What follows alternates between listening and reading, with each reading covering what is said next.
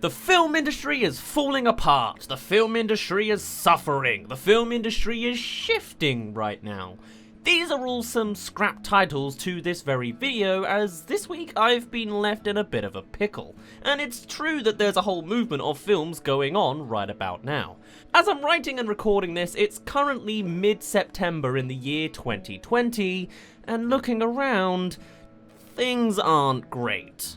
And the closer you are to this actual date, the more obvious that statement would seem. Everyone and their mother has had their lives turned upside down in some way, and practically everyone is suffering because of it.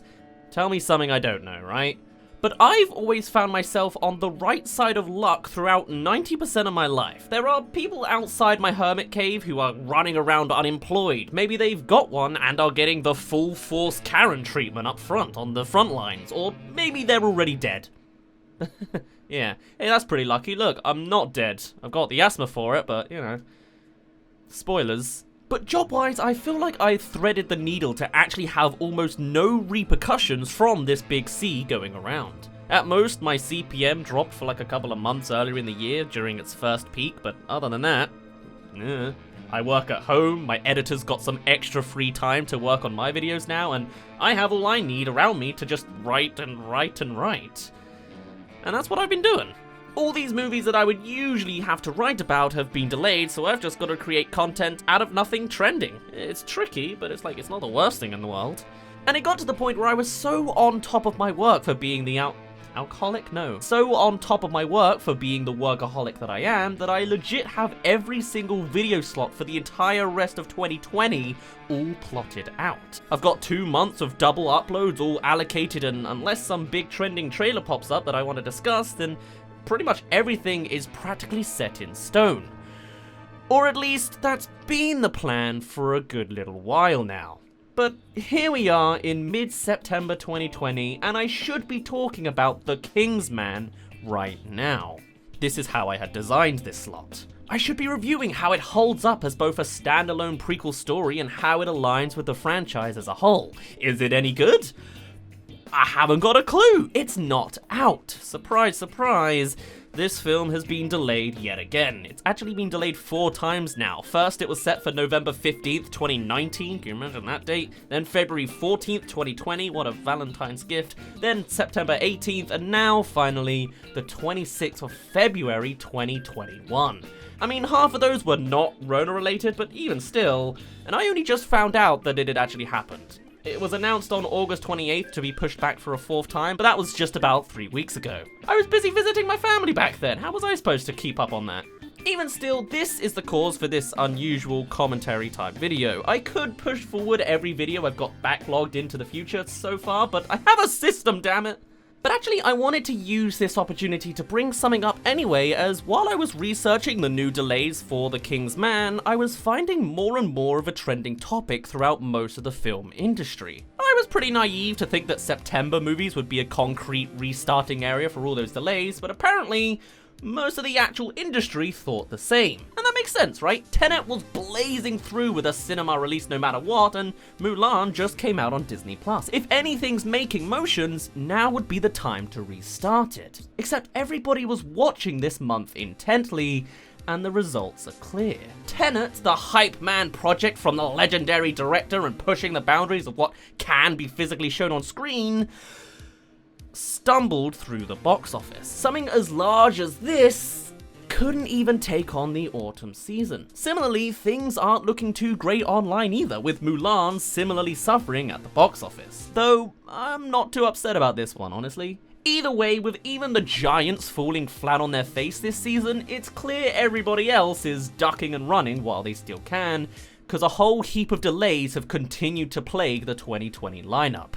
No, my system! But seriously, pretty much every new movie I have written a slot up for has now been moved thanks to the obvious downward trending of these movies that dared to come out just now. Wonder Woman 1984, already delayed to October, is now being pushed to December. Black Widow, exactly the same. The Eternals, moved to February. Monster Hunter, already moved to like April ages ago, but still, it's to the point that the only new movie I've actually got on my list now is Connected on October 9th. You better not move a frickin' muscle. And then there's Pixar's Soul on November 27th. That's a barren wasteland of a season for the film industry. And though practically everything is suffering, it half feels like the cinemas are just crumbling under the weight of this pandemic. And it's clear that we're in this for the long haul this time. But while things aren't great and this is obviously terrible and boring, and I've gotta suddenly make a whole bunch of new content for all of my dedicated slots now, there is a strange silver lining to all of this. But before we get to that, if you haven't already, subscribe! Only you can help balance out my skewed unsub ratio count, and I can guarantee that there's plenty more content coming for you if you do. I know that I've got like 5 whole extra slots to actually fill in, as I'm just discussing in this video, but I'm a planned man. I've got it all sorted by the time I'm actually filming this, and I mean, I've got like 5 different series, 2 of which you haven't actually seen me actually make before. They're new. One's debuting next week, by the way. I've got 2 spin-off projects. There's even a collab buried somewhere in that in the future. So, even though the film industry is a bit of a barren wasteland right now and you've got to wait for Connected and that's it, come to me and I'll have a further 23 videos coming out just this year for you. I have the content while the film industry doesn't. The magic of pulling stuff right out of my... Different films have all delayed differently, and it's interesting to see all the different patterns. Like how both Jungle Cruise and Soul, both under the Disney umbrella, because what isn't these days, both moved away from their June and July slots, but one to half a year later, to December 2020, and the other an entire year forwards on the dot. I remember back then I thought that was just like a crazy move too far forwards, but hey, they might have been right all along. Many other films followed this year-long skip, with Minions: The Rise of Gru delaying to the same month, what a tragedy going on there, and even all those Avatar sequels doing the same thing. Actually, in researching this, I found out that there's a massive franchise plan to have the Avatar sequels and a new Star Wars trilogy come out every holiday season, back and forth between the two for a few years. Weird. Even still, they were originally slated to start December 2021, but have now gone way far off into the distant future where they've built, I don't know, holographic magnetism with December 2022 as their new starting point. Talk about trying to stay ahead of the curve. That's some serious planning. But beyond the year leaping, a lot of films instead decided to call 2020 a miss and hang around for the very tail end of the year instead.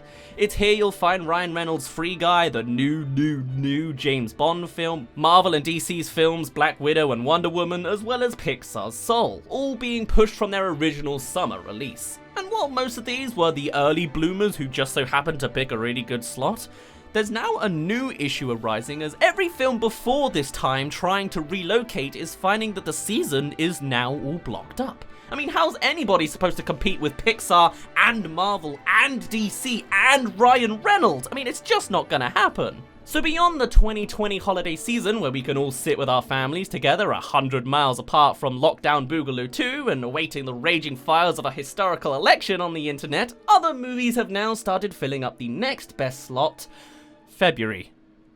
Yeah, for some reason everyone really hates January. I mean, I don't mind, I'm gonna be on hiatus by then. But looking at the current lineups for 2021 films, a similar trend of saturation is coming up.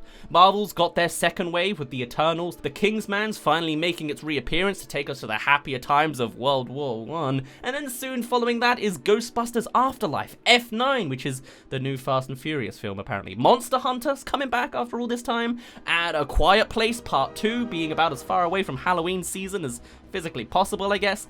Godzilla vs. Kong. I mean, by the time that phase is all past, the year leapers are then lined up for an ending of Jungle Cruise and Minions 2. God, I just can't wait for Minions 2. Now sure, I guess there's always the chance that this whole event will continue its runtime long into these seasons too, and every time I look into the internet, things sure do seem to get bleaker and bleaker, but once this does eventually die down, or at the very least when movies start having the bravery to come out and succeed as well, when looking around at all the options surrounding us, if you're still fighting over Marvel and DC, here's 2 female protagonists filmed clashing back to back. You like horror or action or just some escapism? They're all releasing back to back too. Need something new for the kids to see or something new for the big kids to see? Here you are. Don't worry, I'm a big kid too. I see giant creatures fighting. I mean, I'm more than happy, you know. But then adding further to things, especially in 2021, is the growing backlog of projects. Sure, everything and their mother's gonna be releasing in place of the original 2020 slots, but 2021 has plans too, and boy are they gonna be clashing by now too.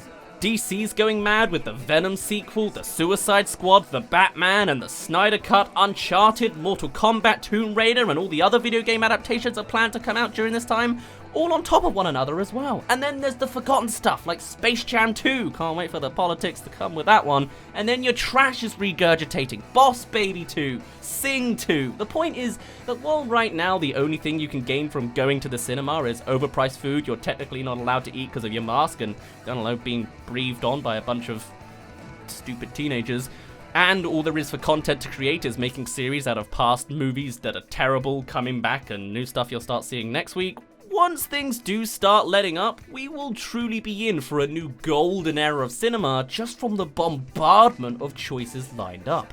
And you can imagine so many of these to be pure gold. It's like when you see in October 1994, when I was -2, clearly the best time in the world, Jurassic Park, Pulp Fiction, Forrest Gump, and The Shawshank Redemption were all publicly available at exactly the same time.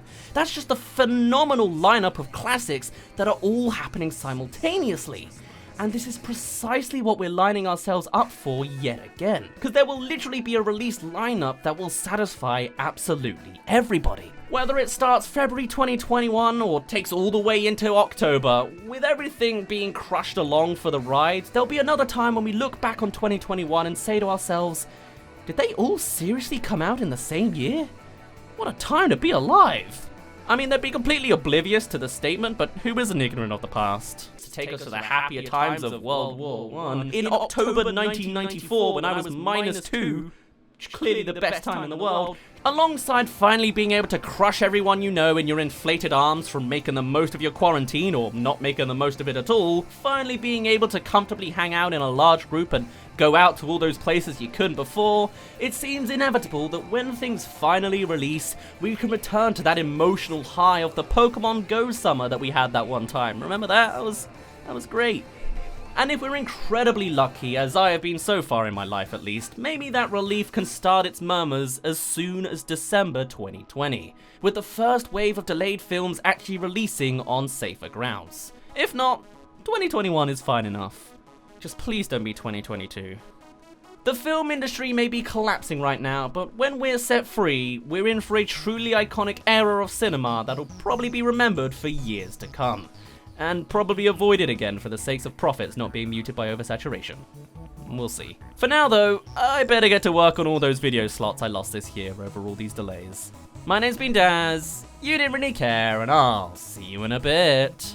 Oh, also this isn't actually a planned segment, I figured I'd do this while I'm actually in the recording booth. I am setting up a weekly green screen competition over on my Discord. Every week I will give you some green screen prompts using, you know, this green screen, or the lack thereof. You can create your own kinds of fan content or memes or whatever, and every week I will decide what is my fan favorite of that week, and maybe I'll just display all the rest of them at the end of these kind of videos. I do like when those like animation art channels have like the fan art at the end, so I might do that myself, but with jokes.